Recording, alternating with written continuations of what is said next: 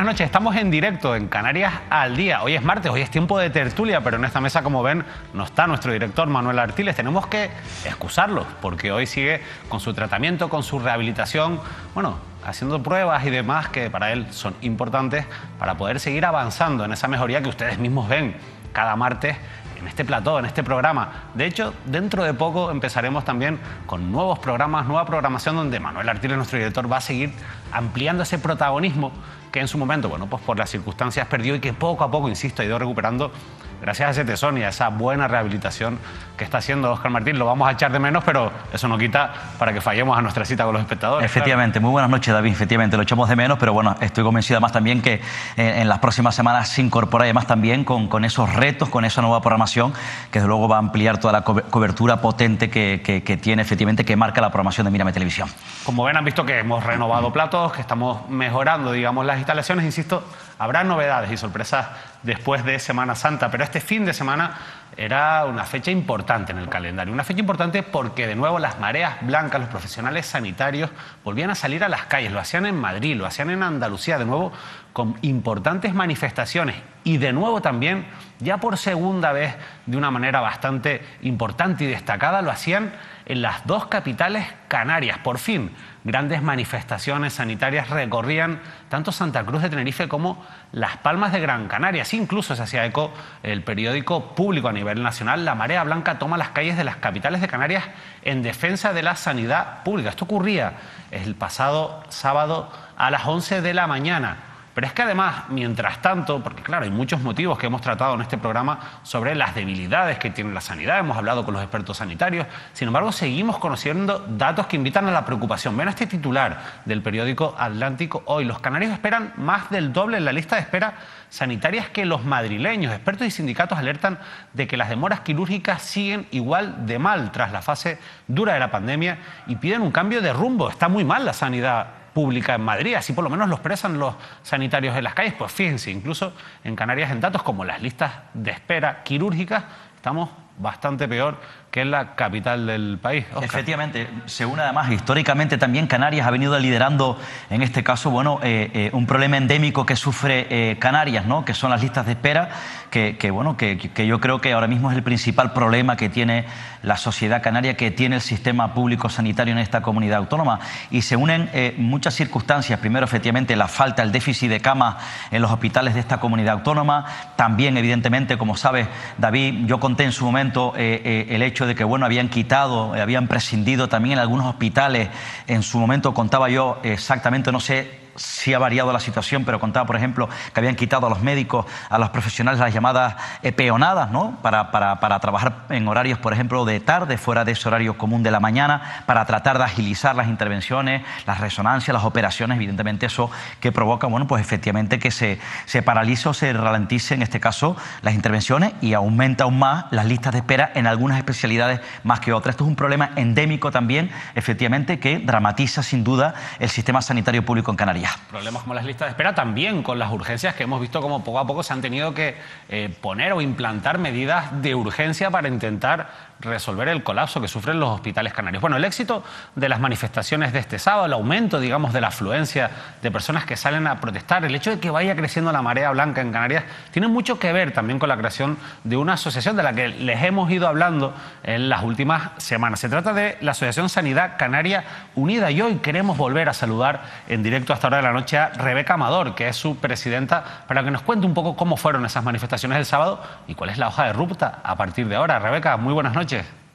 Hola, buenas noches. ¿Satisfechas con las manifestaciones de este sábado, las dos capitales canarias? La verdad que sí, estamos bastante contentos. Realmente ya no se habla de cientos, ¿no? Se está hablando de millares de personas, lo cual es muy importante para nosotros. Al final somos islas, estamos bastante descentralizadas, y juntar a tanta gente es muy buen presagio de apoyo, de que la gente se está haciendo eco de lo que está pasando, y pues todo el apoyo que hemos visto durante este fin de semana hacia nosotros. Si tuvieran que resumir cuáles son los puntos más críticos de la sanidad pública en Canarias ahora mismo, ¿cuáles serían, Rebeca? La contratación, porque la verdad que estamos ahora mismo en situaciones bastante precarias. El hecho de la descentralización, la concertación a lo privado, mientras que tenemos un hospital en el norte y en el sur sin una capacidad ahora mismo de obrar a un 100% como podría hacerlo. La retención sociosanitaria que existe dentro de los hospitales grandes, lo cual impide que esas camas de agudos puedan ser usadas porque las tenemos con personas que necesitarían otro tipo de cuidados en otro tipo de centros. Y yo creo que así los tres pilares son estos. Y luego pues tenemos muchas cosas, ¿no? Como puede ser el tema de la jubilación, pero al menos esos tres temas son los que más nos incumben ahora mismo de forma directa.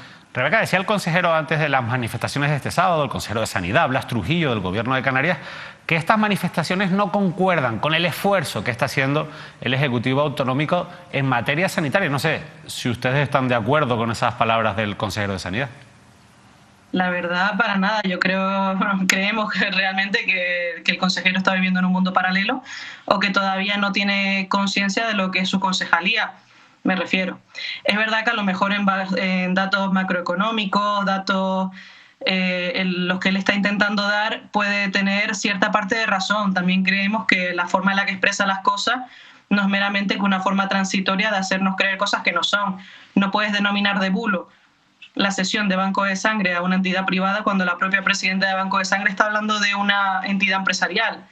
No puedes decir que tú como consejero estás haciendo interinos a los eventuales cuando hay una normativa del año pasado, del 7 de julio, que creo que a lo mejor no se ha leído el BOE el señor consejero, donde literalmente expone que desaparece el nombre eventual.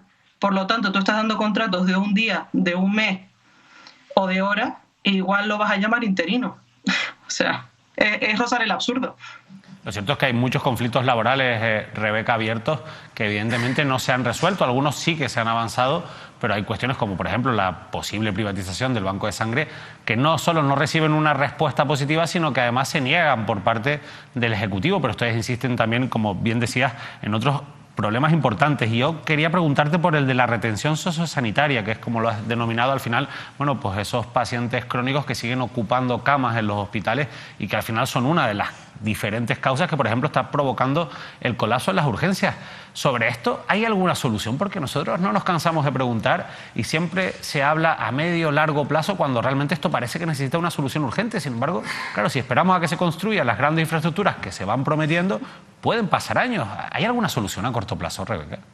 Por supuesto, ahora mismo nos encontramos que todos los estadios privados de los hospitales privados que tenemos en Canarias, que son muchos, demasiados para la cantidad de personas que somos, ellos ven propicio que les hagamos una descentralización, que nosotros les ofrezcamos pruebas, cosas de las que ellos puedan sacar un dinero rápido. Pero luego, cuando estamos hablando de un paciente crónico que lo que necesita son unos cuidados intermedios y mantenerlos hasta encontrar un centro sociosanitario, ya es un paciente que no da ganancia, que bueno, o no da tantas o incluso pueda llegar a dar pérdidas y eso ya no les interesa.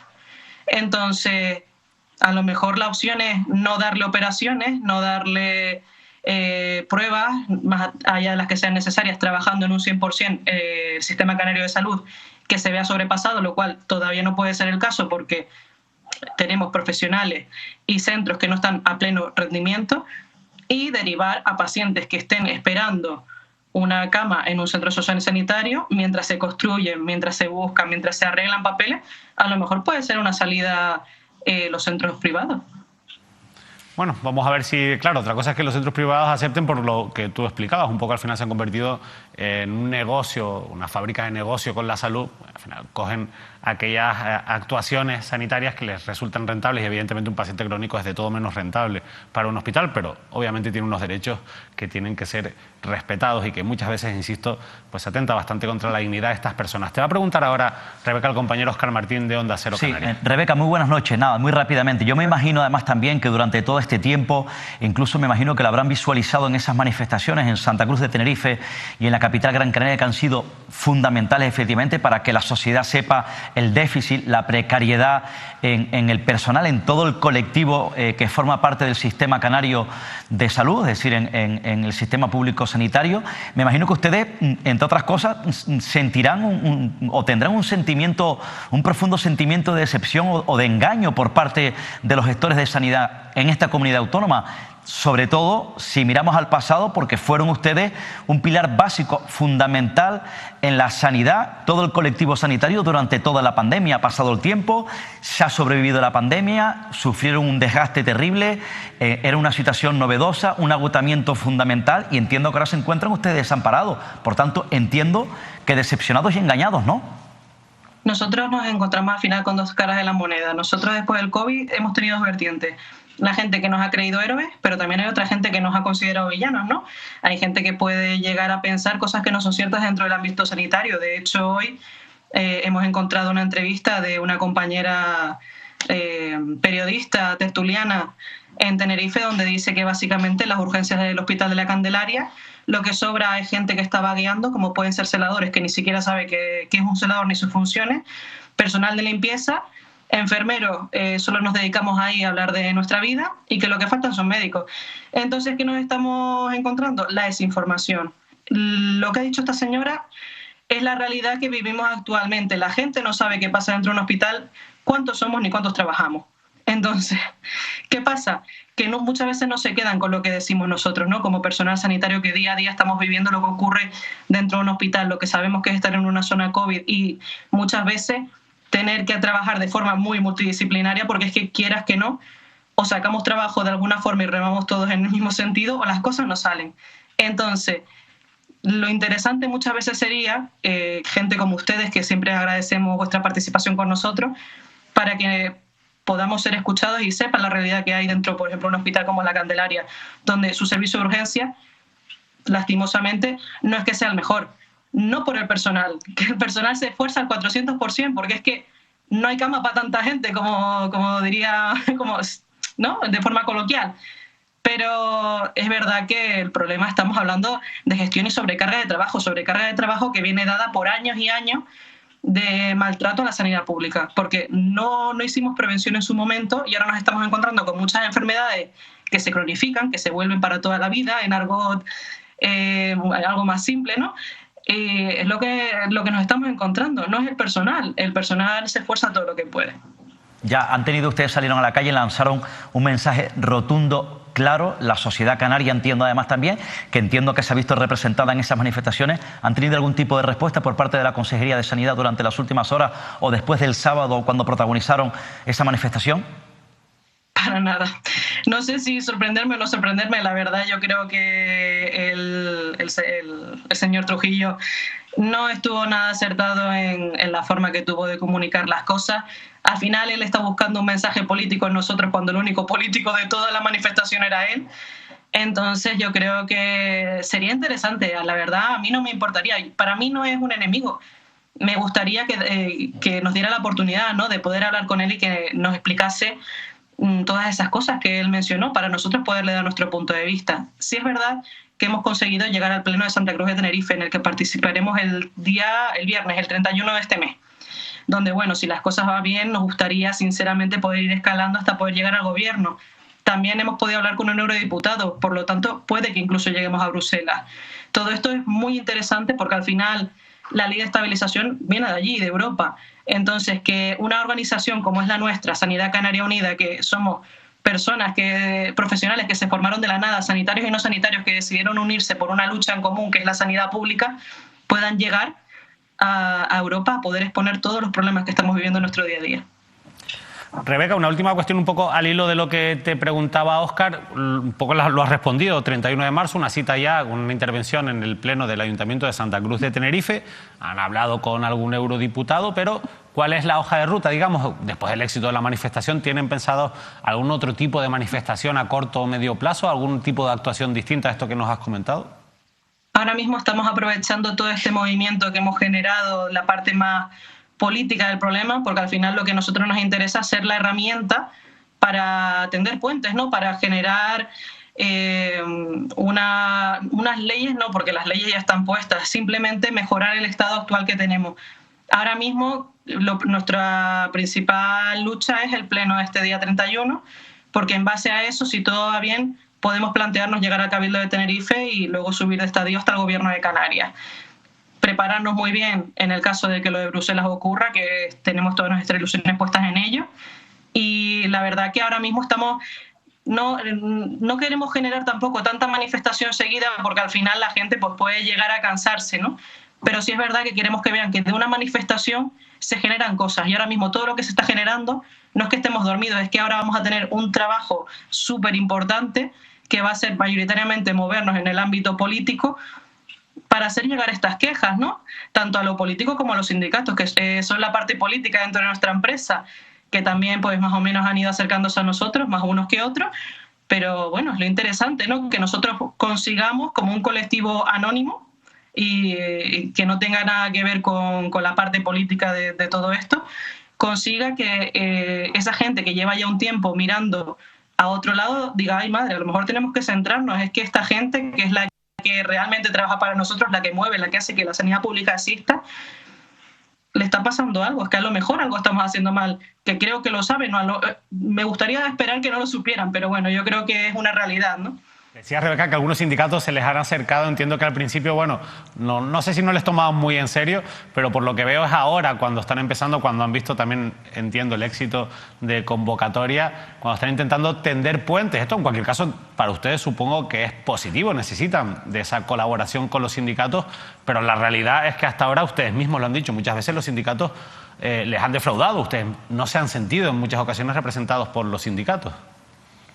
Exacto, los sindicatos realmente, nosotros generamos Sanidad Canaria Unida por el descontento generalizado tanto a la política como a sindicatos, que son nuestro primer estadio dentro de todo de esta marabunta.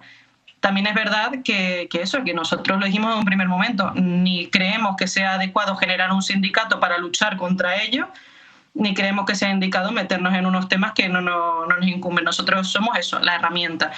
Por lo tanto, para nosotros es algo muy bueno, sea el sindicato que sea, que diga, señores, ¿qué está pasando? Quiero sentarme con ustedes. Porque es verdad que muchos incluso han llegado a decir, ay, ¿por qué no generasteis este movimiento, estas movilizaciones a partir de un sindicato? Y le digo, pues señor, porque obviamente ahora mismo los sindicatos tenemos tal nivel de crispación dentro de todos los profesionales que conformamos el Sistema Canario de Salud que nos estamos encontrando con muchísimos problemas de que ya la gente muchas veces no quiere participar si tú te juntas a un sindicato o a otro. Y es que tienen razón, porque es que han pasado tantas cosas en estos últimos años que lo normal es que la gente diga, mira, es que esto no está funcionando, es que estos tampoco funcionan. Pues entonces, señores, Fuenteovejuna, todos a una, vamos para adelante, vamos aprendiendo por el camino y ellos ya si quieren se sumarán, porque es que además, para mí, para nada van a ser nunca unos enemigos. Para mí quiero que sean unos aliados, pero que se esfuercen para que esto sea posible. Rebeca Amador, gracias por habernos acompañado esta noche y felicidades por el éxito de convocatoria del pasado fin de semana. Muchísimas gracias, buenas noches. La verdad, Óscar, que viendo las imágenes de la manifestación, pocas veces yo recuerdo que por la sanidad haya salido tanta gente a la calle. Efectivamente, yo recuerdo aquellas manifestaciones que convocaban los principales sindicatos de esta comunidad autónoma. Bueno, los más representativos efectivamente no fueron tan secundados, ¿no? Yo la semana pasada hablaba con Rebeca Amador, le preguntaba si sentía el temor efectivamente de cierto fracaso, ¿no? De hecho, los sindicatos en su momento consideraban efectivamente o tenían una mayor expectación de que la sociedad canaria saliese más a la calle, entre otras cosas porque hay una queja generalizada, una contestación generalizada en Canarias sobre la gestión y la planificación, no ahora, sino durante todas las últimas etapas, insisto, para poner efectivamente el sistema sanitario y la gestión y planificación donde se merece Canarias, porque, insisto, es una de las comunidades autónomas, sigue liderando una nefasta gestión sanitaria. Y esto es un antes y un después de que un grupo anónimo, un grupo de personas que forman parte del colectivo de sanidad, todos los sanitarios, insisto, cualquier profesional que forma parte de la sanidad, tomó un paso hacia adelante y salió a la calle y de manera rotunda lanza un mensaje a la Consejería de Sanidad. Ellos echan de menos que el consejero de Sanidad o la directora del Servicio Canario de Salud o el director de Insular de Sanidad de la Isla de Tenerife, en su caso en Gran Canaria, les reciba. Creo que sería además también de recibo que algún responsable sanitario escuche en alguna reunión, en algún contacto cercano, esas reivindicaciones y que trate efectivamente junto a los sindicatos de abordar para aplicar soluciones. Me parece lamentable. Bien, es verdad que también los sindicatos con esa representación sindical sí que forman parte de las mesas sectoriales, que no es el caso efectivamente de este tipo de colectivos, pero yo invito a los responsables sanitarios que escuchen atentamente estas reivindicaciones. No sé si a ti te pasa, Óscar, pero yo veo esas imágenes y a mí es que me falta alguien. Rosy Cubas, seguramente. Sí, efectivamente. Estaría Rosy Cubas, estaría sin lugar a duda, al pie en paz del cañón, descanse, liderando efectivamente esa reivindicación y esa manifestación. Porque, como bien ha dicho, además también ha dicho durante las últimas semanas la señora Amador, esto no es un problema que afecta a los profesionales sanitarios en todos sus ámbitos, esto es un problema que afecta directamente a todos nosotros, los usuarios y usuarias, insisto, del sistema público sanitario en Canarias, que desde mi punto de vista hace aguas en este momento.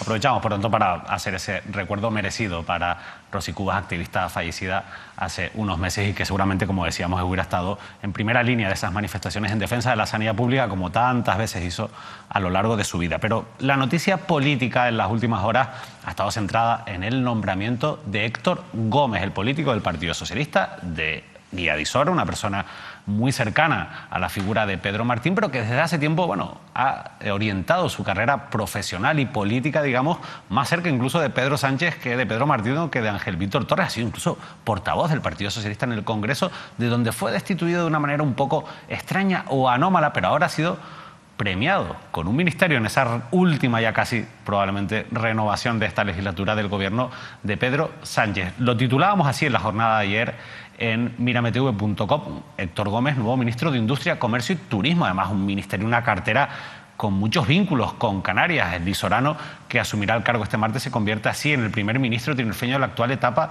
democrática. No es un ministerio secundario, no lo es, entre otras cosas, porque maneja el 36% del Producto Interior Bruto de España. Pero claro, en Canarias además, cuando nuestra principal industria es el turismo, tener un ministro canario en el área de turismo, de industria y de comercio, bueno, es una buena noticia, o al menos así se ha acogido también por los diferentes colectivos y los agentes sociales y económicos, sobre todo por las principales patronales turísticas y hoteleras. Hoy, precisamente, Héctor Gómez recibía ya su cartera en el ministerio. Se nombra ministro de Industria, Comercio y Turismo a don Héctor José Gómez Hernández. En situaciones adversas sabe muy mucho el presidente de Canarias. En el ámbito económico no ha sido fácil retomar la actividad, también cartera que forma parte de la cartera de este Ministerio de Turismo, y otros muchos desafíos en el contexto internacional, como el comercio después de la pandemia y, desde luego, un proceso sin precedentes de modernización en el ámbito industrial de nuestro país. Todo esto lo ha hecho con éxito Reyes Maroto, y es de justicia reconocerle esa extraordinaria, repito, labor.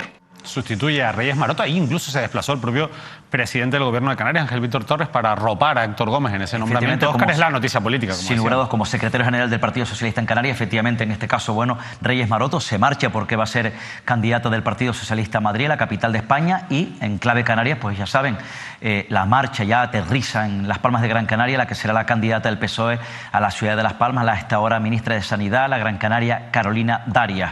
Héctor Gómez, efectivamente, como decía, es tinerfeño, nació en 1978, joven, aunque ha tenido una trayectoria, un recorrido en política rápido pese a su juventud. Es de Guía de Isora, sur de la isla de Tenerife, y comenzó como concejal, en este caso, cuando el alcalde en aquella época era Pedro Martín, el actual presidente del Partido Socialista del Cabildo Insular de Tenerife y secretario general de los socialistas en la isla de Tenerife.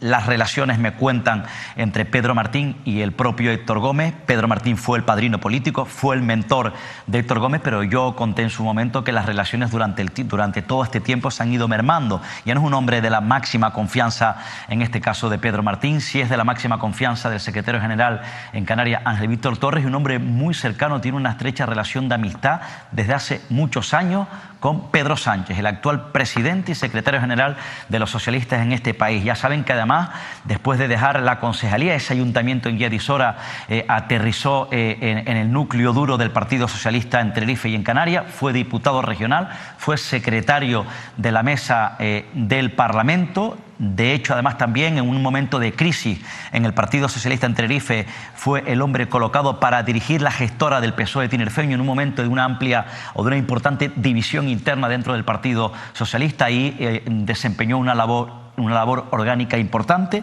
Luego, como saben, bueno, se convirtió en diputado nacional del Partido Socialista por la provincia de Santa Cruz de Tenerife, lideró la candidatura, insisto, al Congreso por esa provincia durante varios procesos electorales. Luego ya, bueno, empezó a tener fuerza al lado del equipo de Sánchez en Madrid. De hecho, el propio Héctor Gómez forma parte del equipo de la Federal, del equipo de hombres y mujeres que acompañan en el máximo órgano del Partido Socialista a su propio secretario general, Pedro Sánchez. Se convirtió además también, como decía, en portavoz, nada más y nada menos que en portavoz del PSOE en el Congreso de los Diputados, en el grupo parlamentario de la Cámara Baja. Allí hubo un cambio porque entendió el propio Pedro Sánchez que tendría que en aquella época darle mayor fuerza, mayor personalidad política al grupo parlamentario. Por eso, bueno, lo arrimó y colocó al propio Pachi López. Hubo un momento, además, también durante este tiempo que ha asumido el propio Héctor Gómez una comisión. Ha sido muy discreto, ha estado apartado, ha sabido resistir ese momento que entiendo que pudo haber sido duro para la propia figura de Héctor Gómez, y ahora efectivamente lo rescata después de la marcha de Reyes Maroto al frente de Turismo, Industria, Comercio, como el ministro que va a asumir una responsabilidad importante. Decía ese dato, va a gestionar el 35% del Producto Interior Bruto como ministro, y entiendo que al final es efectivamente, respeta al propio Sánchez la cuota canaria con la marcha de Carolina Darias, y es un guiño al PSOE canario, pero sobre todo un guiño al Partido Socialista en la isla de Tenerife. Aquí hay dos cosas que me parecen claves. Una es que yo entiendo que realmente no va a tener mucho tiempo para poder dejar, digamos, su sello en el ministerio, pero sí que hay otra cosa que es muy importante. Lo veremos mucho en Canarias, ¿eh? Eso sí, lo veremos mucho en Canarias, lógicamente. También ahora, bueno, estamos en una época de campaña electoral, o sea que hay mucha visibilidad de los políticos en general. Ahora vamos a hablar de otro ministro que ha estado en Canarias, que es José Luis Escrivá. Pero la realidad, Óscar, es que tú dabas un poco una clave, ¿no? Y es que se mantiene la cuota canaria.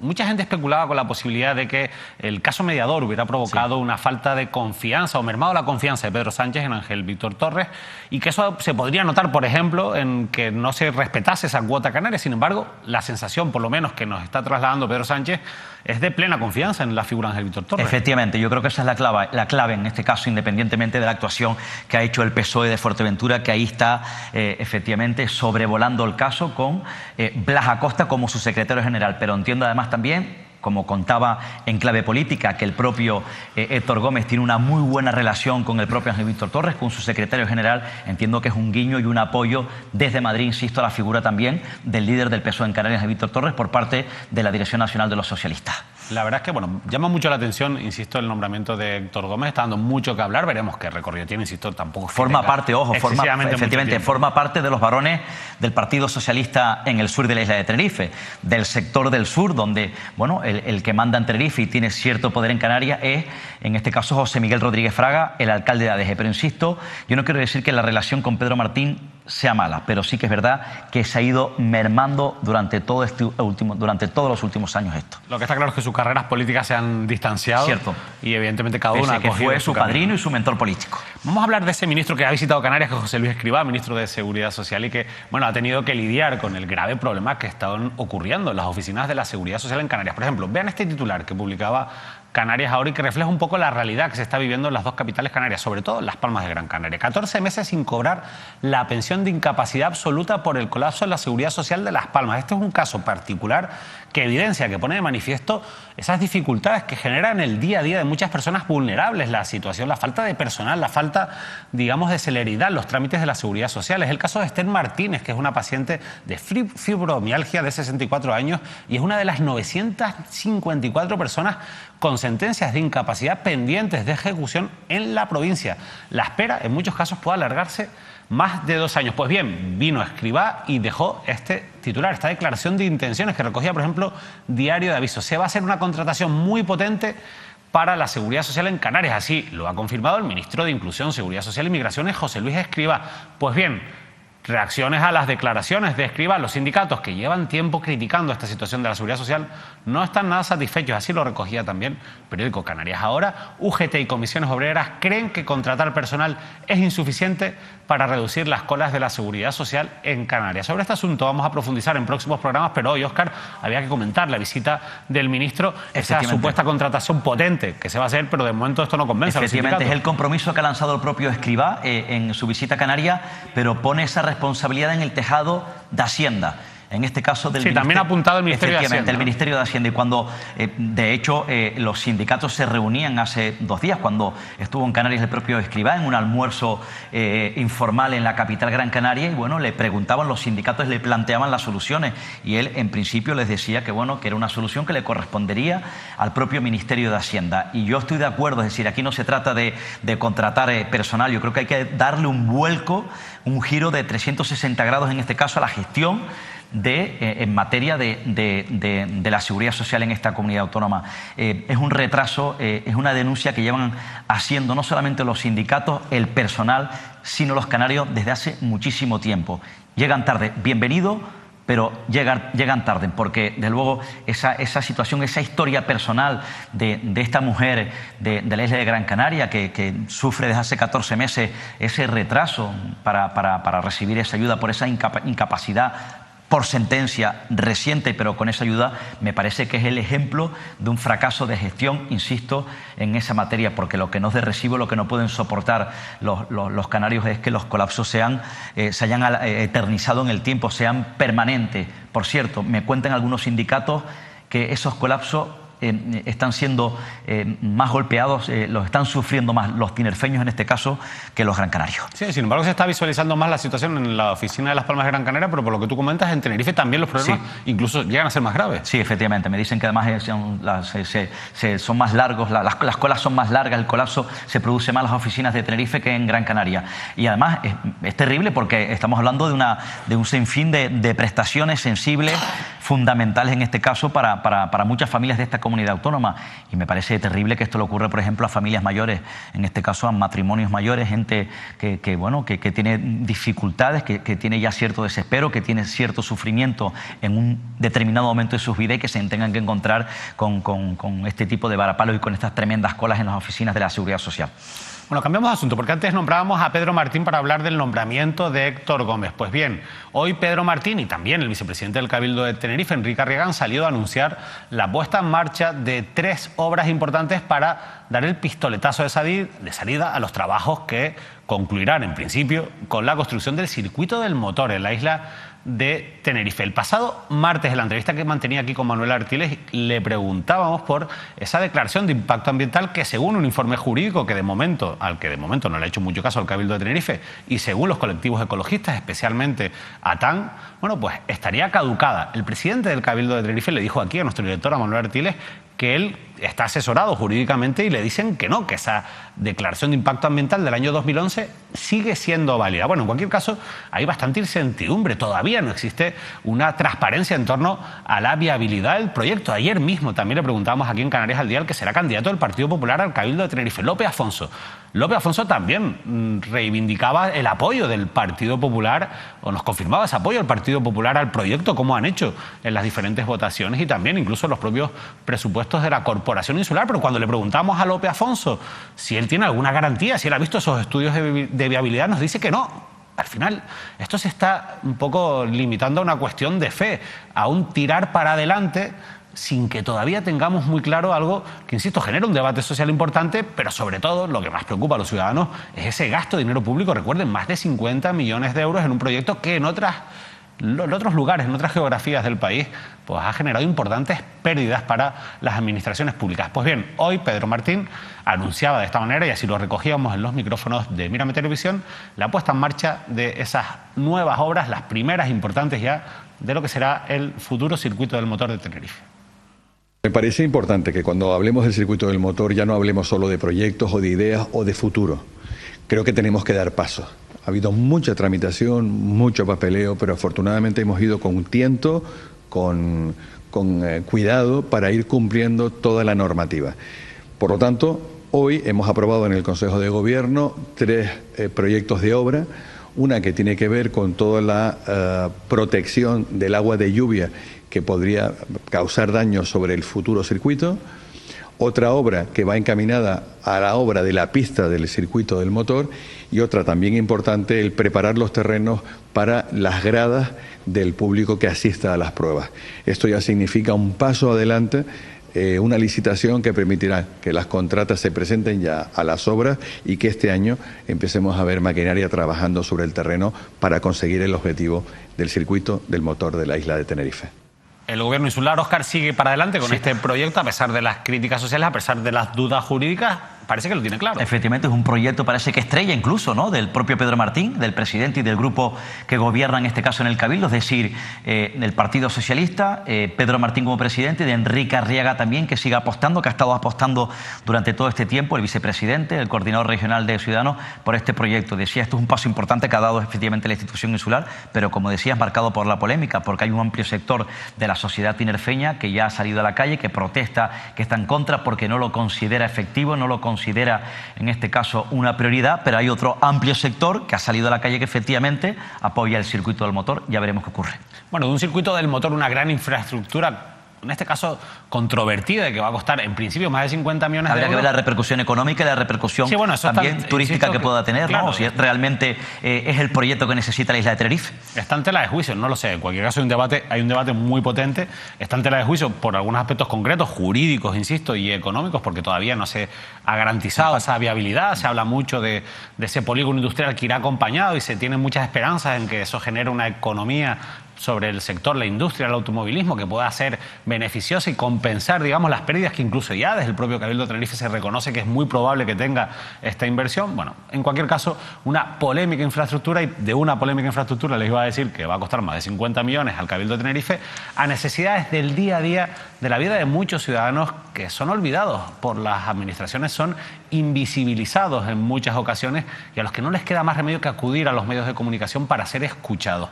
Hoy, dentro de un rato, les vamos a contar una buena noticia que demuestra que alzar la voz, que protestar, que dejarse ver, aunque sea un paso muy duro para muchas familias, suele dar resultados porque, por desgracia, la administración pública suele moverse a golpe de titular. Bueno, nosotros hoy les vamos a contar un titular o un texto que conocimos a través de la asociación Queremos Movernos. Yo personalmente me lo encontré en Twitter, en la red social Twitter, y me llamó mucho la atención. Quiero primero que vean este tuit de Queremos Movernos. 4º piso sin ascensor, vive con su madre que ya se ha enfermado, 90% de polidiscapacidad. Para la solución que le dio Vivienda Canaria hace años, tendrán que esperar muchos años aún. La solución debe darse desde la perspectiva de los derechos humanos. Esta es la historia de Ayan. Quiero que vean estas imágenes porque vamos a hablar con su madre para que entiendan las dificultades por las que atraviesa pues esta persona que, insisto, con esa realidad que nos cuentan desde Queremos Movernos, tiene que hacer, bueno, pues ahí lo están viendo, pasar por circunstancias nada deseables y que no son nada buenas, lógicamente, para su situación, pero sobre todo que son indignas, Óscar, para la realidad de una persona que tiene estos problemas, esta movilidad reducida y que tiene que acceder de esta manera que estamos viendo a su vivienda. La imagen lo dice todo. Además también lo que pide, lo que reclama Queremos Movernos, ¿no? Es un tema de derechos humanos, efectivamente, y hay que verlo de esas perspectivas, ¿no? Es tremendo y es duro ver esa situación, ese infierno que está sufriendo este joven, ese desespero y los daños colaterales, efectivamente, para su familia, para sus padres, en este caso, como decía, su madre enferma, ¿no? A mí me parece que efectivamente, ¿cómo es posible, ¿no? El planteamiento de cómo es posible que esa familia tenga que pasar tanto tiempo, tanto sufrimiento para que haya una solución. Evidentemente la habrá, pero a base de denuncia pública constante, como ha ocurrido efectivamente con otros casos, que seguramente luego veremos alguna noticia, algún final feliz, insisto, de otra familia de Canarias que lo ha denunciado públicamente, que ha tenido ese coraje y esa valentía, pero hay otros casos en silencio. A mí me parece que esa imagen lo dice todo. Por eso queremos hablar hoy y conocer esta historia con mayor profundidad, y por eso vamos a saludar hasta ahora de la noche a Teresa Hernández, que es la madre de Ayan. Teresa, de verdad, muchísimas gracias por dar este paso y atendernos en esta noche en directo. Muchas gracias a ustedes por dar visibilidad al caso. La verdad es que un poco lo decía Óscar, ¿no? Las imágenes hablan por sí solas, pero a mí me gustaría, Teresa, que aprovechásemos este ratito que tenemos de televisión para que nos expliques cuál es la situación de Ayan y cuál es su situación, no solo personal, sino también la que está viviendo a costa, bueno, pues de estas circunstancias, de esta vivienda que tienen, que de momento evidentemente no cumple, bueno, pues con las condiciones que debería tener para una persona con la movilidad reducida que tiene Ayan, que tiene tu hijo. Pues sí, la verdad es que es bastante complicado, sobre todo porque ya yo tengo problemas de cervicales, de lumbares. Hace poquito nos dieron un choque en el coche por detrás, me ha afectado todavía aún más y claro, y cada vez me cuesta más bajarlo. y es complicado. Muchas veces no lo saco porque no puedo, porque me duele, porque estoy y no puedo.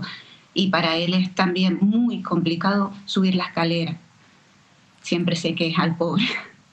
Es que se le ve que evidentemente no es sencillo. A mí es que me surgen muchas preguntas, Teresa. La primera es si disponen o han recibido la ley de dependencia. Sí. ¿Y qué es lo que reciben? ¿Qué tipo de ayuda reciben? Pues por yo atenderlo, pues me pasan una cantidad de dinero al mes. Claro, pero en tu caso, Teresa, vemos que evidentemente a ti también la salud pues te va pasando factura, este tipo de esfuerzos diarios. ¿No sería mejor para ustedes tener una persona que se encargase de realizar esas tareas? De momento, hasta que llegue una solución más importante, que es una vivienda digna. En principio no lo había solicitado porque no me había hecho falta, pero sí que tendría que pensármelo porque cada vez puedo menos. Y entonces el miedo mío es que ya me he tropezado un par de veces por las escaleras y que no llegue a tener la fuerza para llegar a controlar como he controlado hasta ahora. Y no nos hemos matado pues de milagrito. Ustedes han solicitado, ¿verdad?, una vivienda adaptada para Ayan. Sí, yo solicité el cambio de mi vivienda por una vivienda adaptada porque, claro, como verás, esto no son condiciones para ningún ser humano. ¿Y qué respuesta han recibido? Pues en principio han venido, han hecho un informe, pero no nos han dado ninguna respuesta. O sea, de momento no tienen una respuesta de la Administración Pública. Entiendo que ¿quién fue? ¿El Visocan, el Gobierno de Canarias, el Instituto Canario de la Vivienda? ¿Sabes de qué? Vinieron del Instituto Canario de la Vivienda, se hizo un informe, ese informe tenía que pasar a la directora de vivienda y ella ponerse en contacto con Visocan. Y cuando ya lo tuvieran pues vistas las cosas que podían hacer, pues me llamarían, pero no me han llamado. ¿Y eso cuándo fue aproximadamente, Teresa? Eso hace pues una semana y pico, más o menos. Una semana y pico. ¿Antes no habían solicitado una vivienda Sí, adaptada? antes sí que había solicitado, pero la respuesta era que vendiese mi casa y comprase otra. Yo no puedo pedir una hipoteca, entonces no puedo vender mi casa y comprar otra. Y claro, eso no es una solución para mí. O sea, la respuesta del Gobierno de Canarias era que vendieras tu vivienda para comprar otra en vez de buscarte una vivienda, por lo menos facilitarte, digamos, ese trámite y esa vivienda adaptada. Pues sí, esa era la respuesta que me habían dado hasta ahora. ¿Has acudido a algún otro tipo de administración? ¿Has pedido ayuda por otros medios, además de por Queremos Movernos, como hemos visto? No, en verdad estuve también, lo intentaron en el... no me acuerdo cómo se llama. No te Lo preocupes. intentaron en otra asociación que era de deporte y demás, a ver si podían hacer algo, y no pudieron tampoco. O sea que, y ahora pues estoy con Ana, a ver si con ella pues damos un poco de visibilidad a esto. La verdad es que estoy muy agradecida a Queremos Movernos y al interés que están poniendo en mi caso, porque es que a veces también te ves que no sabes ni a quién acudir. Es uno de los problemas con los que nos encontramos muchas veces, Teresa, la desinformación. Gracias a colectivos, tú lo decías, como Queremos Movernos, como personas como Ana Mengíbar, se consigue visibilizar este tipo de cuestiones. Te va a preguntar también ahora el compañero Oscar Martín. Teresa, muy rápidamente, sobre algo que acabas de decir que me parece tremendo. O sea, a usted le dicen que venda su casa, buenas noches, que venda su casa y compre otra. Sí. ¿Y eso quién se lo dice? Eso me lo dijeron en vivienda. ¿Alguien de Cuando vivienda? fui. ¿Alguien del personal de vivienda, no? Sí, sí. ¿Algún trabajador de vivienda? Sí, alguien que trabajaba allí, yo fui... ¿Pero en la con Dirección General de Vivienda? Vivienda o en Visocan? No, en la Dirección General de Vivienda. Vale, ¿y con quién es esa persona que le dijo eso? Es que no recuerdo, ya hace tiempo, no recuerdo su nombre, pero esa fue la solución que me dieron. Porque dice que al haber pasado yo mi vivienda a propiedad, ellos no podían hacer nada. Ya, Teresa, ¿nos puede relatar, para hacernos una idea, esa dura realidad? Nosotros lo sabemos porque hemos conocido el caso, pero habrá mucha gente que no sepa ese sufrimiento. ¿Cómo es el día a día? ¿Qué nos puede relatar de cómo es el día a día de su hijo allá? Pues mi hijo se levanta por la mañana, lo preparo y lo bajo a la calle para que vaya, lo recoja el micro para ir al centro de día. Viene a mediodía, lo subo a casa, estamos un poco en casa y los lunes y miércoles pues tiene piscinas, lo tengo que volver a bajar para llevarlo a la piscina porque tiene que nadar, tiene que hacer ejercicio. Y el resto de la semana, martes, jueves y viernes, Si me encuentro con fuerzas y ganas, pues lo saco a dar un paseo porque aquí se aburre, y si no me encuentro con fuerzas y ganas, pues nos quedamos en casa. Ya, es tremendo. ¿Y él qué le dice a usted? ¿Qué le comenta? Que cuando nos van a dar una casa, porque ya él, el pobre, muchas veces nos quedamos aquí y él quiere salir, él quiere... a veces dice, mamá, ¿por qué yo no puedo salir? Porque digo, pues hijo, porque ya yo no te puedo sacar. Es durísima esa realidad, Teresa, la verdad. Después del anuncio con Queremos Movernos, ¿se ha puesto en contacto con ustedes alguien? Pues de vivienda vino la trabajadora social y nos hizo el informe, y eso fue lo que me dijo, que había que entregarlo a la directora de vivienda, y lo que comenté antes, y luego avisó CAN y que ya se pondrían en contacto con nosotros. O sea, la trabajadora social fue después de que esto lo denunciara Queremos Movernos. Sí. ¿Y antes que usted había denunciado la situación, nadie fue? A casa no. Más de lo mismo. Es que incluso la verdad que la chica que vino me dijo que no entendía cómo no me habían asesorado mejor antes. La verdad que ella por lo menos mostró bastante interés. Sí, lo cierto es que hay trabajadores que por supuesto tienen sensibilidad con estas cosas. El problema es que la administración es mucho más compleja, pero llama mucho la atención, Teresa, esa invisibilidad, parece, en la que había caído, ¿no?, el caso de Ayan, porque es tremendo todo lo que están... Yo creo que la frase es clave, ¿no?, la que él mismo te dice, mamá, ¿cuándo vamos a tener una vivienda adaptada? Yo creo que esa es la pregunta que hay que trasladarle también al gobierno de Canarias en este caso. ¿Cuándo una vivienda adaptada para Ayan? Sí. Sí, porque es muy triste, y a veces pues él dice, ¿y no puedo salir un poquito ahí debajo yo? Digo, pues no, porque no te puedo bajar. ¿En qué municipio viven ahora? Aquí en Añaza. En Añaza. ¿El alcalde de Santa Cruz de Tenerife de momento no se ha puesto en contacto con ustedes? No, una de las veces mi hija fue a hablar con él y pues nos dijeron que estas viviendas son del gobierno de Canarias, no del ayuntamiento, entonces al parecer no podían hacer nada. Ya. Bueno, el ayuntamiento tiene una empresa de viviendas municipales. Otra cosa es que evidentemente el gobierno de Canarias tiene más músculo, digamos, para resolver este problema. Pero bueno, un alcalde siempre puede ser un buen intermediario de cara a que se consigan este tipo de cuestiones. Te quiero preguntar, Oscar. ¿Ha acudido al diputado del Común, Rafael Llanes? No. Pida cita, a lo mejor le va bien. Ah, pues muchas gracias. Al diputado del Común, Rafael Llanes. Lo digo porque no tiene muchas competencias, pero puede ser un buen enlace entre ustedes y la administración, en este caso la Dirección General de Vivienda, que en algunos casos ha actuado, por cierto. Una última cuestión, pues Teresa. Gracias. No sé si llegó a conocer el caso de Hugo y de su madre Jennifer, que también pedían una vivienda adaptada y al final la consiguieron. No sé si eso le da esperanza. Sí, me alegro un montón por ellos, la verdad. Y sí que lo seguía. Le da esperanza, supongo. Un poco eso fue también lo que me animó un poco a dar un poco de visibilidad al caso de mi hijo. Pues Teresa, de verdad, muchísimas gracias por habernos atendido. Sabemos que no es fácil ponerse delante de una cámara, entrar en un programa de televisión, no es lo más apetecible, lógicamente, para una madre mostrar las imágenes, en este caso, de las dificultades por las que atraviesa su hijo, pero yo creo que ha dado un paso que puede dar resultados. Ojalá que así sea. Nosotros desde aquí vamos a seguir este caso, vamos a seguir insistiendo todas las semanas hasta que consigamos, ojalá, que haya una respuesta satisfactoria y que Ayan pueda vivir en una vivienda adaptada, una vivienda digna como merece, de verdad. Muchísimas gracias, Teresa. Muchísimas gracias a ustedes por dar difusión. Gracias. Gracias.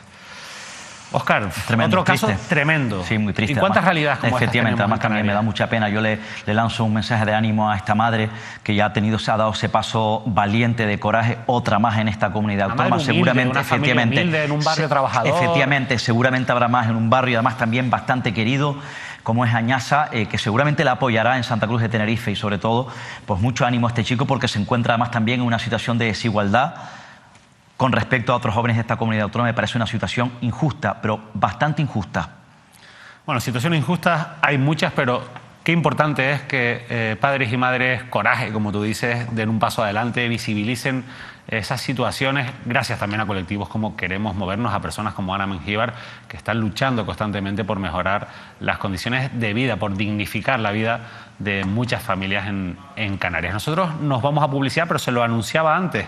Hoy tenemos buenas noticias y queremos demostrar y también lanzar un mensaje de esperanza, no solo Hugo, a través de su madre, de Jennifer, consiguió una vivienda adaptada. Y les vamos a contar otra buena noticia también de otro caso que tuvo que ser mediático para que la administración reaccionara. Ojalá que ese sea el camino que también siga. Por supuesto que este no debería ser el camino ideal, pero ojalá que esto sirva para que Teresa consiga para su hijo también una vivienda digna y una vivienda adaptada. Pero bueno, todo eso será después de publicidad.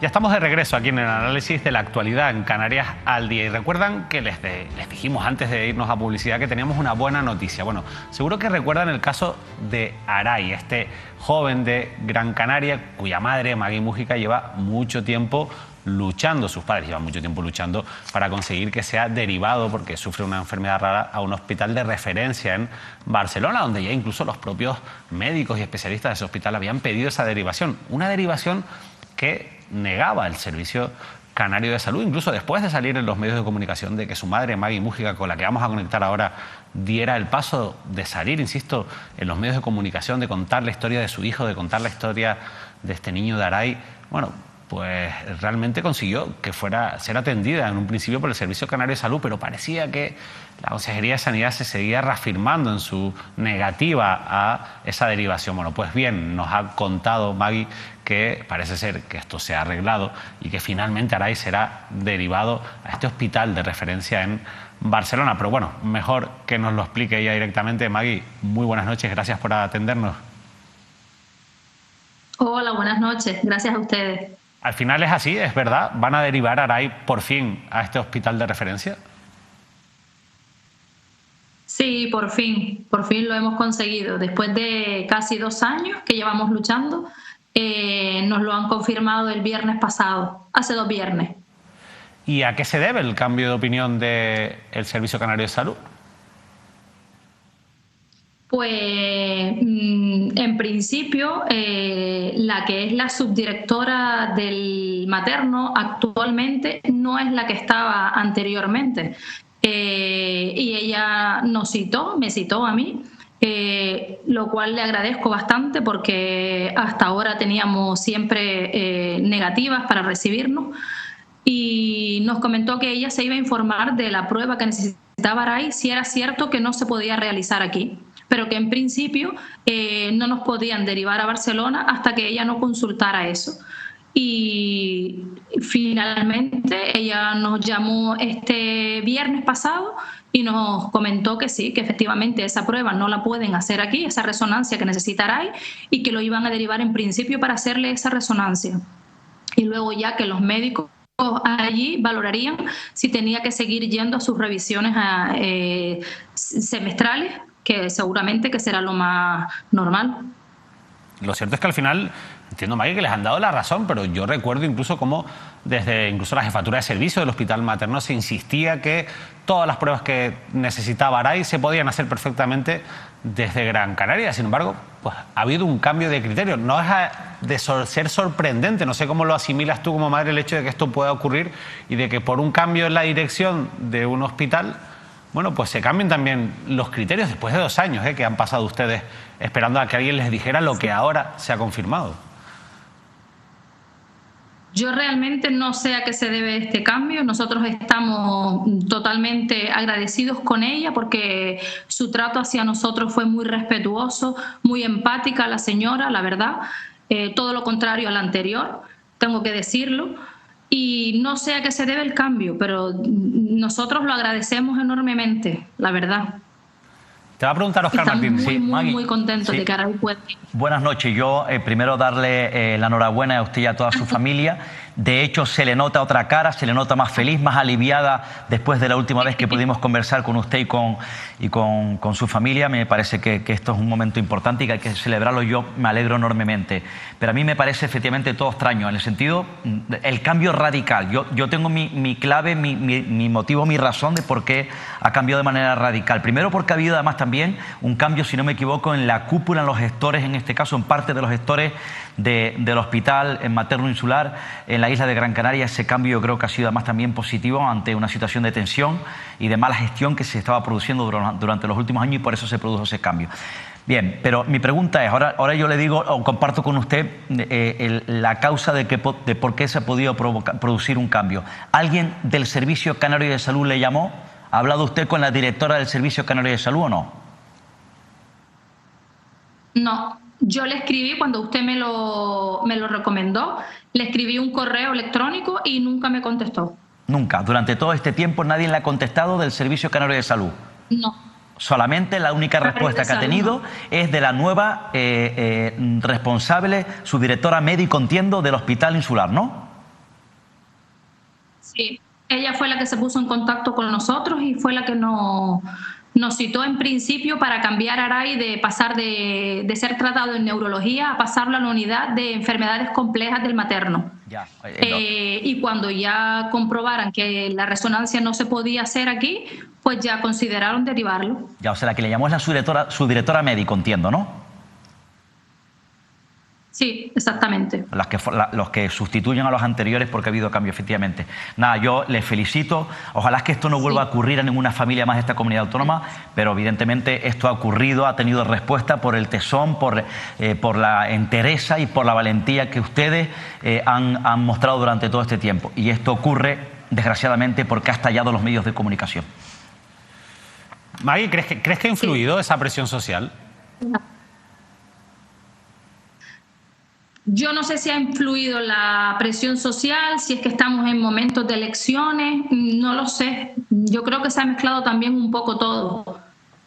También el cambio de gestión ahora en el materno creo que a lo mejor ha tenido algo que ver, no lo sé.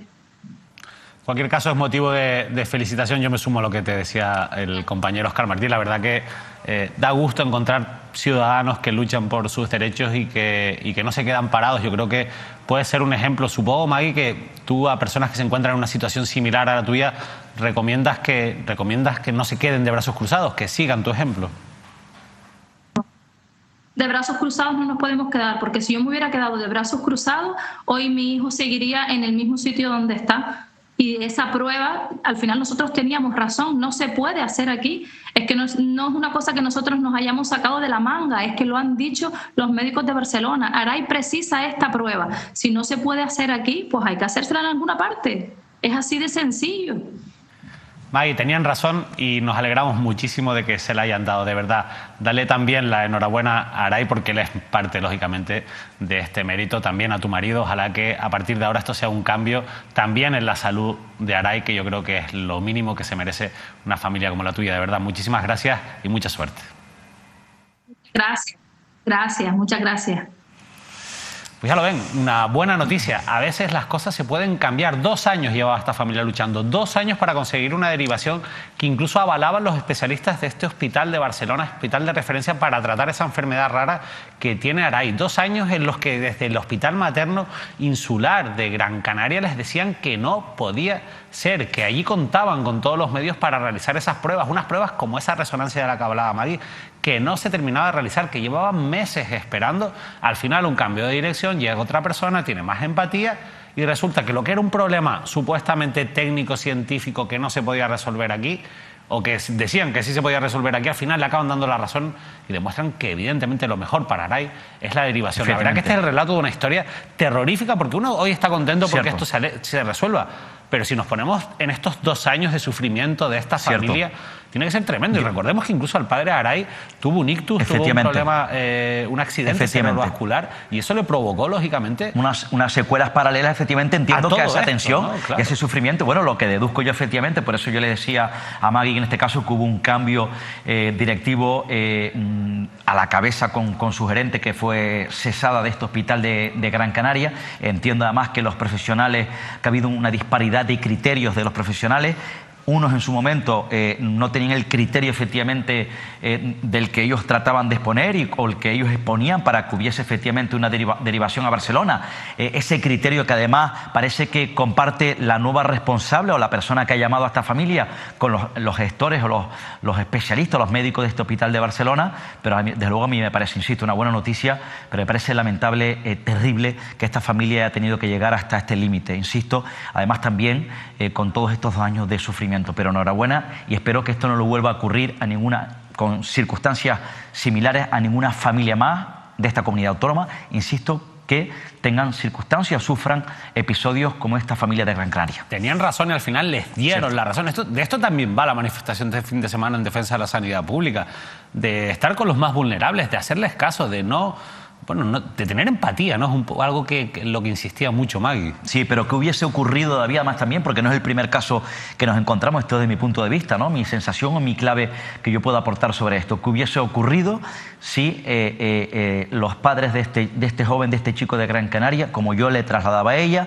no tuviesen esa valentía, ese coraje, o no hubiesen pedido ayuda, respuesta, apoyo a la sociedad canaria. ¿Qué hubiese ocurrido? Pues yo estoy convencido que gran parte de esa lucha se hubiese quedado en el camino y nadie hubiese reaccionado. Entiendo además también, insisto, desde mi punto de vista, esto ha salido para adelante por el esfuerzo, la lucha, en este caso el tesón de esta familia y porque ha estallado públicamente en los medios de comunicación. Yo personalmente estoy convencido. De nuevo, un caso que demuestra que este gobierno funciona a golpe de titulares. A golpe de titulares. Y la verdad que esto es lo peor que le puede pasar lógicamente a una ciudadanía o al bienestar social, porque evidentemente hay mucha gente que no tiene la capacidad, que no tiene las circunstancias, que no tiene la valentía por diferentes motivos para dar los pasos que dan pues madres como Teresa, con la que hemos hablado hoy, como Maggie, como Jennifer, la madre de Hugo en su día. Al final tienen que exponer sus realidades sociales, duras realidades sociales, públicamente para que alguien les haga caso, y esto es, a mi modo de ver, bastante duro. Hay otra clave que daba Maggie, no solo de la presión social, sino que hay unas elecciones a la vuelta de la esquina. Efectivamente, y estos son casos muy duros.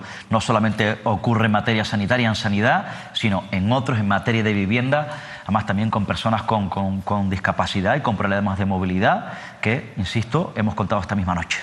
Bueno, nosotros nos vamos a ir en unos minutos a Fuerteventura y vamos a hablar siempre hablamos de cuestiones de la gran política de Fuerteventura, que ha dejado, pues bueno, muchísimos titulares. El otro día precisamente hablábamos incluso con Lola García, que es la candidata de Coalición Canaria al Cabildo de Fuerteventura, de toda esa inestabilidad que ha habido en estos 4 años de malos gobiernos, que yo creo que es como podemos denominar los que han sido los gobiernos del Cabildo de Fuerteventura. Pero hoy vamos a hablar de algo que le afecta más a la gente de la calle, los problemas que está generando pues la ineficiencia del transporte interurbano y que está dejando pues a muchos usuarios con una demanda que sigue en aumento, bueno, sin poder realizar sus desplazamientos pues de manera puntual, de manera responsable. Bueno, muchos problemas.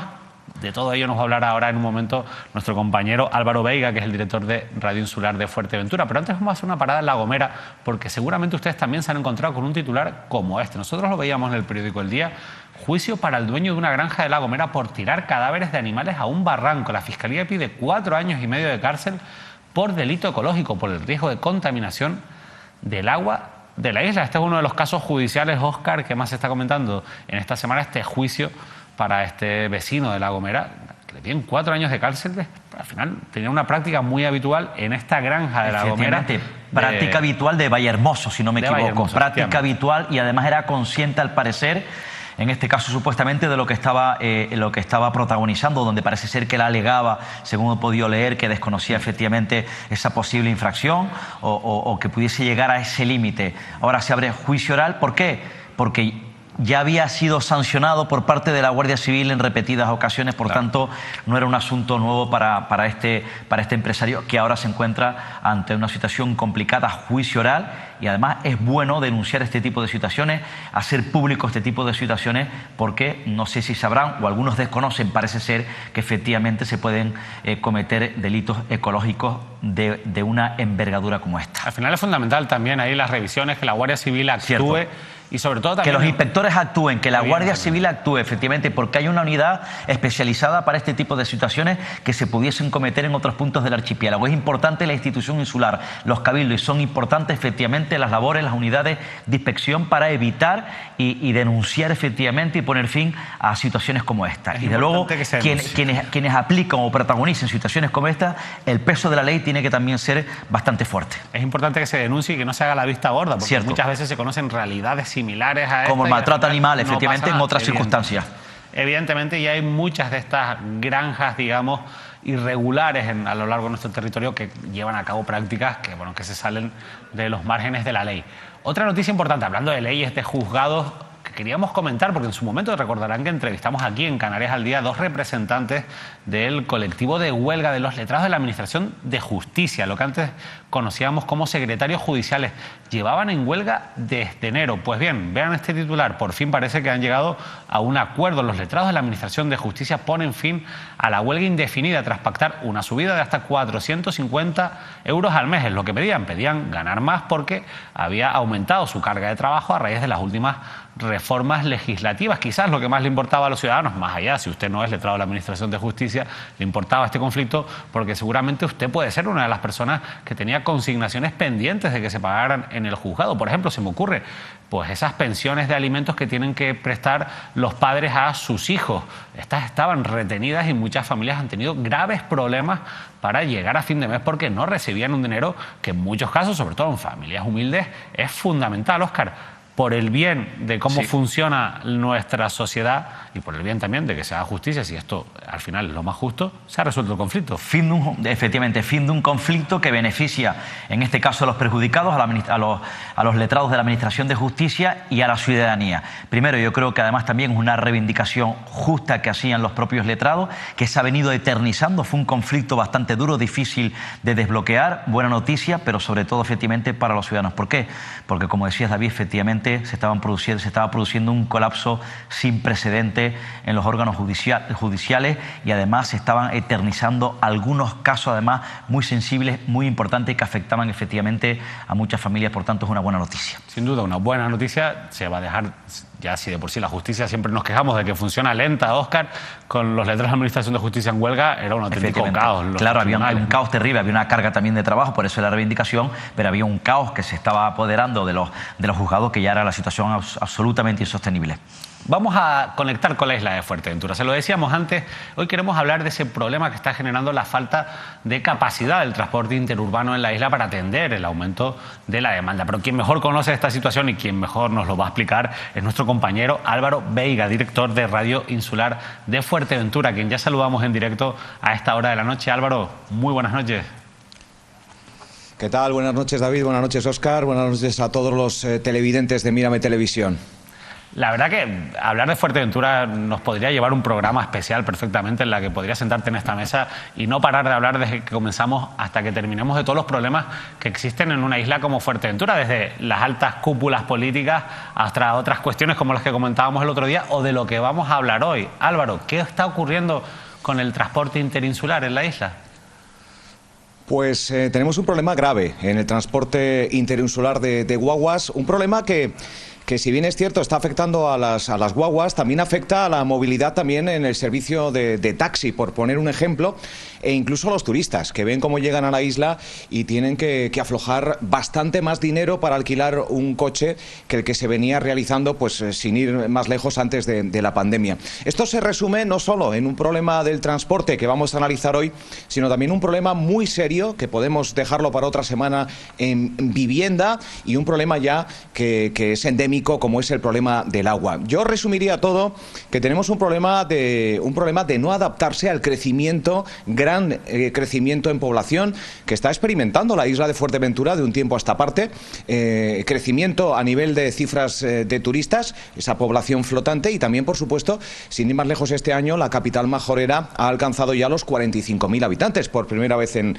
la historia. Esto deriva pues de un problema como hoy vamos a abordar en el transporte interinsular de guaguas, donde, como bien apuntabais en este resumen, muchos trabajadores se están viendo abocados a pegarse un madrugón y levantarse con tensión, con nervio cada día. No solo los trabajadores que solo tienen el transporte público para acercarse a su puesto de trabajo, sino también los estudiantes que tienen que acudir a sus aulas y que ven cómo en determinados momentos del día las guaguas, debido a la poca frecuencia y al poco número de unidades que hay, pues o bien llegan llenas a la parada de guagua y no se puede uno montar en la misma. Por lo tanto, es un problema muy serio en el que hemos querido pues salir a la calle. Hoy por la mañana unos compañeros se acercaban hasta la estación de guaguas en Puerto del Rosario, estación de guaguas insular, y hemos cogido el testimonio de 10 personas aproximadamente que estaban allí esperando a coger la guagua, y todos ellos resumen pues en las carencias que tiene este transporte en la isla majorera. Vamos a escuchar a esos usuarios, Álvaro, si te parece. El transporte en esta isla es bastante malo, la verdad. O sea, no van ni los botones de la guagua para que la guagua se pare, las sillas están rotas. Que normalmente o la guagua no llega, sobre todo el fin de semana, y hay poca guagua. Yo entiendo que no es culpa de los trabajadores, porque son trabajadores, como estoy diciendo, y no tienen culpa, pero sí que estaría bien cambiar, aunque sea un poquito los horarios, para que pudiéramos todos coger las mismas guaguas. La guagua, autobuses muy viejas, hay que cambiarla, porque a veces te da vómito en dentro, sucio también, hay que limpiarla bien también. Tanto renovar las guaguas que se rompen cada 2 por 3, el uso horario y, ¿sabes?, la frecuencia, y renovar simplemente ya que está la guagua muy vieja. Que se ha puesto bien difícil en estos últimos días. Nosotros no tenemos coche, a veces se nos dificulta poder trasladarnos de un sitio a otro por la falta de transporte. En el reperse una ya un montón de gente se falta trabajar. Y, por ejemplo, si tienes que llegar a un sitio como Corralejo, que es media hora de transporte, tienes que coger una guagua una hora antes, y tienes que estar esperando en tu trabajo 40 minutos para entrar, y no te da tiempo a descansar si estás del partido, y es reventador, la verdad. La verdad, Álvaro, que escuchando a los usuarios nos encontramos con que, sobre todo, bueno, como suele ocurrir en todos los lados, quienes más cogen el transporte público son precisamente personas que van a trabajar o estudiantes que van, en este caso, pues a sus diferentes centros educativos. Claro, esto entiendo que al final, claro, o te lo voy a preguntar, ¿cómo encaja con este discurso de tenemos que fomentar una movilidad sostenible en una isla como Fuerteventura, donde es tan importante la movilidad, teniendo en cuenta también la orografía de la propia isla? ¿Esto cómo encaja, no? Porque al final yo entiendo que muchas de estas personas no les queda otra que acabar moviéndose en su coche particular. Pues efectivamente, muchos no tienen coche particular, muchos claro, no tienen otra posibilidad más que el transporte interurbano. Coger un taxi, evidentemente, todos los días pues es un sobrecoste. La gratuidad a partir del 1 de enero de este servicio ha hecho que, si ya el problema existía, pues el problema se ha multiplicado. Y yo voy a decir una cifra ahora mismo, Óscar y David y todos los que nos están viendo. El contrato actual del Servicio Interinsular de Guaguas está rubricado, se firmó en la década de los años 50 del siglo pasado, cuando Fuerteventura tenía entre 14.000 y 18.000 habitantes. Estamos hablando que Puerto Rosario era Puerto Cabras, estamos hablando del no boom turístico. Pues en aquel momento sigue vigente a día de hoy, en pleno siglo XXI, año 2023, el transporte interinsular de guaguas. Por lo tanto, pues estamos intentando vestir a un hombre adulto con ropa de bebé, si me permiten la expresión. Fuerteventura ha crecido a unos niveles muy importantes y bueno, pues está padeciendo en el transporte interinsular. Tenemos ahora mismo 130.000 habitantes aproximadamente, más esos 200.000 de población flotante. Dar un servicio pensado para la década de los 50 y 60 del siglo pasado en plena actualidad, pues al final tenemos los problemas que están conociendo. Nos decía la alcaldesa del municipio de Tuneje el otro día que algunas de las guaguas se abren y se cierran con una cuerda. También los usuarios que no tienen disponibilidad para avisar de la parada. Las guaguas muy sucias, asientos rotos y bueno, pues la buena voluntad de la empresa de poder contratar más personal también se ve deficitaria ante la falta de vivienda seria que tenemos en la isla. Sin ir más lejos, el Parque de la Lajita, Oasis Wildlife, acaba de hacer un llamamiento a las instituciones para mejorar no solo el transporte interinsular, que pueda acercar el movimiento de personas y usuarios al Parque de la Lajita, sino también vivienda. 50 personas han dejado de contratar en los últimos meses en Oasis Wildlife por la falta de encontrar una vivienda asequible o un alquiler, sin ir más lejos, ya no mirando lo asequible. Por lo tanto, la situación que estamos viviendo en Fuerteventura, aunque hoy abordamos el tema del transporte, viene derivado de un crecimiento que no está siendo respondido por los servicios que ofrecemos, no solo a los que aquí residimos, sino también pecamos de tener un servicio mediocre también a los que nos reciben, con colas inauditas en una isla de apenas 120.000 personas en el aeropuerto majorero en momentos puntuales, donde no hay ni un solo taxi. La verdad, Álvaro, que me ha apuntado lo de la vivienda y el agua. Yo, si te parece, si tú lo ves bien, vamos en otros programas a profundizar, como vamos a hacer hoy con el tema del transporte, con esos problemas de la vivienda y el agua, que evidentemente en una isla como Fuerteventura, bueno, el problema de la vivienda es un problema general que está afectando a muchos territorios, pero el problema del agua, si cabe en Fuerteventura, lógicamente, pues tiene una trascendencia mucho mayor que en otras islas, y me gustaría también abordarlo contigo en otros programas. Pero hay una cosa que dijiste, Álvaro, que es que a mí me dejó de piedra, te lo tengo que reconocer, porque te tengo que hacer varias preguntas porque no termino de entenderlo. De lo que tú has dicho, entiendo que el servicio interurbano de guaguas, ese transporte, lo lleva una empresa privada a través de un contrato de hace más de 50 años, del siglo pasado. Efectivamente, es el mayor contrato de una institución pública con una empresa privada, inaudito, o sea, algo que supera a cualquier raciocinio. Y bueno, pues sigue vigente, sigue prorrogado. Entiendo que habrá toda la buena voluntad de la empresa por poder adecuarse, pero aún así hay una serie de pliegos, hay una serie de condiciones que uno no se puede saltar. También me consta que ante la urgencia del sistema que tenemos de transporte interurbano, ante muchos jóvenes que están declinando el seguir estudiando porque no tienen cómo llegar al aula, porque se han cansado de esperar a la guagua y con ese nervio de ¿me montaré o no me montaré en la guagua? Gente que está sacrificando su presente y su futuro por no tener un servicio de movilidad de primer orden. Estamos hablando de situaciones muy, muy serias y, por ejemplo, otro suceso, el 90% de las paradas de guaguas en un municipio majorero como el de Antigua no disponen de una parada como tal de guagua. Por lo tanto, las necesidades en el transporte son muchísimas. Ampliar la frecuencia, ampliar el número de guaguas, sobre todo en determinados picos, para que los trabajadores puedan llegar a su puesto de trabajo y los estudiantes no se jueguen su futuro y puedan seguir pues manteniendo esa formación. La verdad es que, claro, estos son contratos públicos. O sea, por ley, hasta donde nosotros sabemos, esto no se puede prorrogar de por vida, un contrato durante años y años y años. Hay un límite según esos pliegos mismos de los que tú hablabas.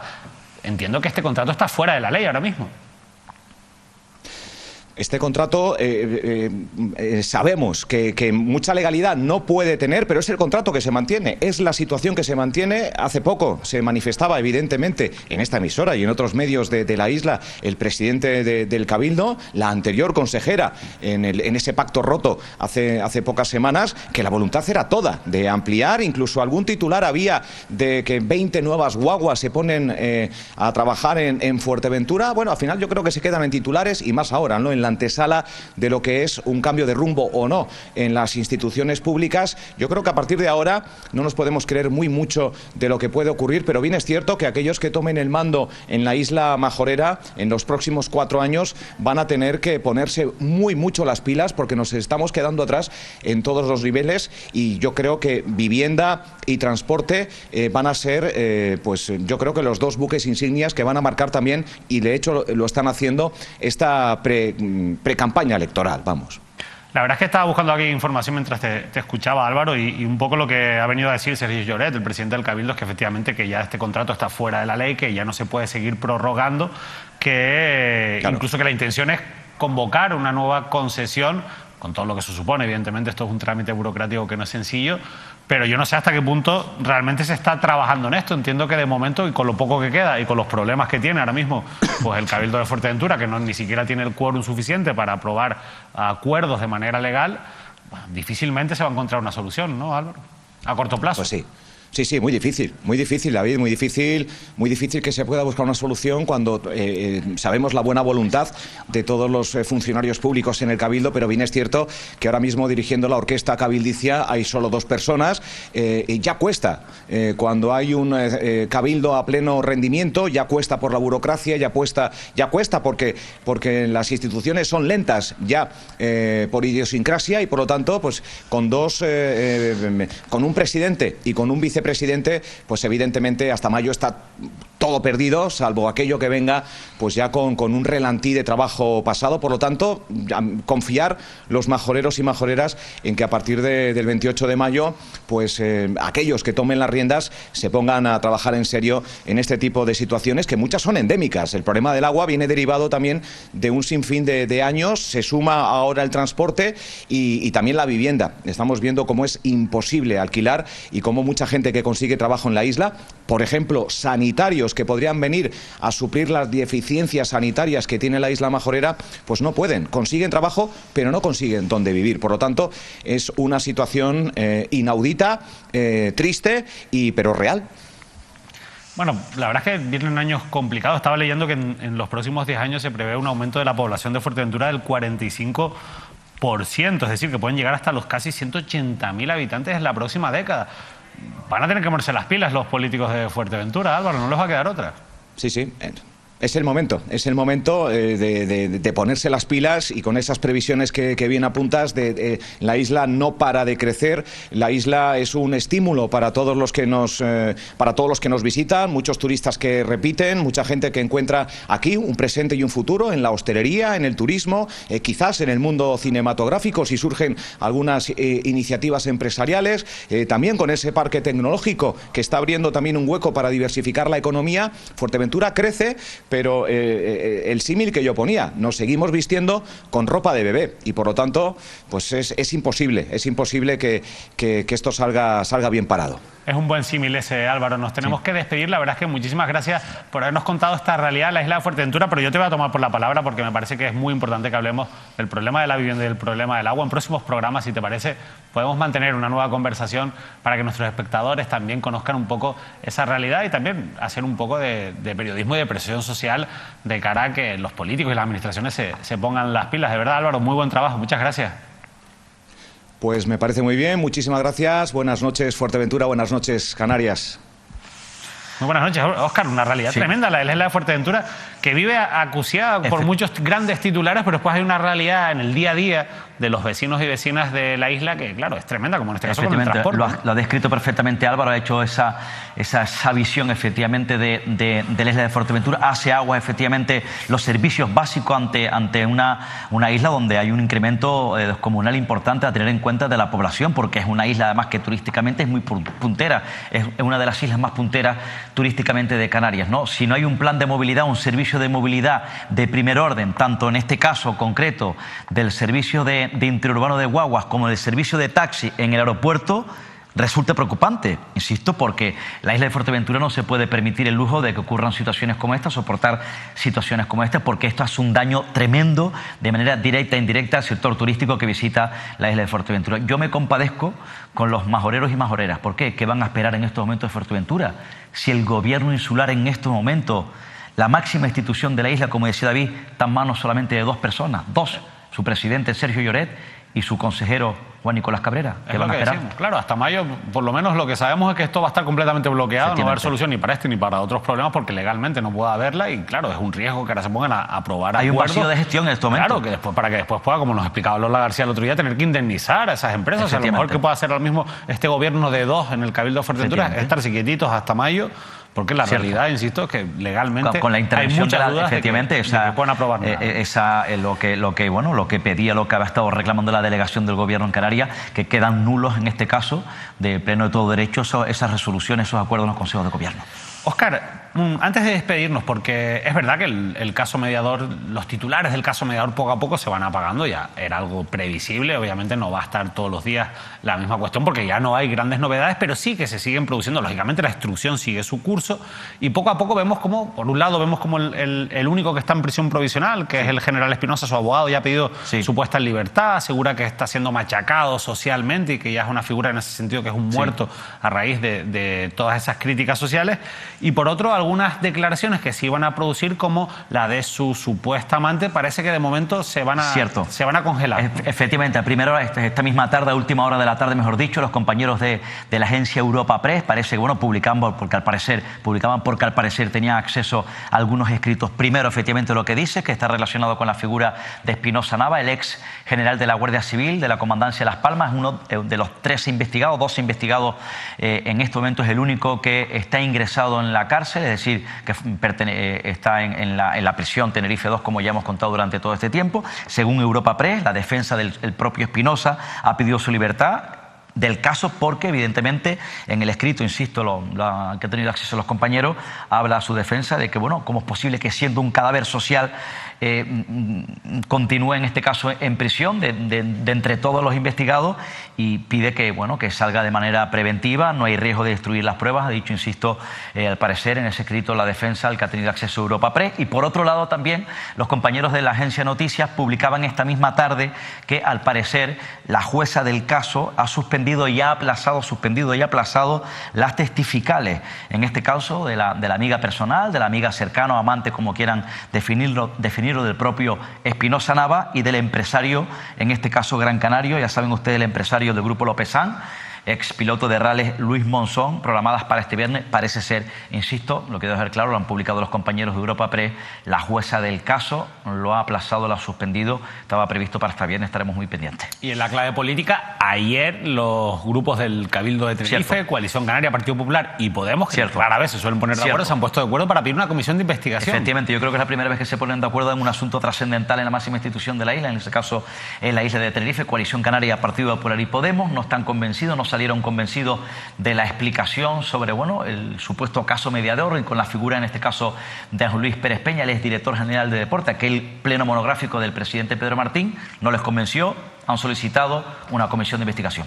En cualquier caso, veremos qué recorrido. Parece que difícilmente saldrá adelante esa comisión de investigación, aunque es verdad que ahora mismo el gobierno insular también tiene minoría, en este caso esos 3 partidos tienen mayoría en el pleno, pero también es verdad que, bueno, ayer le preguntábamos a López Afonso y la realidad aquí es que, bueno, hay una causa penal que ya está investigando lo mismo, no sé hasta qué punto, bueno, podría ser útil, tú lo has dicho aquí muchas veces en esta mesa, las comisiones de investigación son más de cara a un circo político, a la galería, que realmente que sirvan para algo, porque al final es el momento apropiado en estos momentos. Si no hay colaboración de una campaña electoral, efectivamente hace mucho ruido y políticamente puede ser una buena arma.